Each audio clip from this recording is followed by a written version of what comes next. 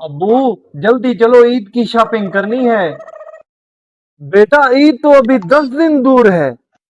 अब्बू इसीलिए तो जल्दी चलना है, मार्केट में अच्छी चीजें जल्दी खत्म हो जाती हैं। मेरे पास तो पहले ही खत्म हो चुके हैं। ये कब से कह रहा है बच्चे को ले जाए ना। अब्बू ये शूज देखें, वाओ। अरे प्राइस भी देख लो, मेरी तो रूह निकल जाएगी। बस 8,000 के हैं। 8,000? अरे 8,000 में मैं तो पूरा बकरा देख आया हूँ। अब वो आजकल फैशन महंगा होता है। मेरा फैशन देखो, 8 साल से सेम चप्पल चल रही है। ये सब किसने लिया? अरे आप ही ने तो कहा था जो पसंद है ले लो।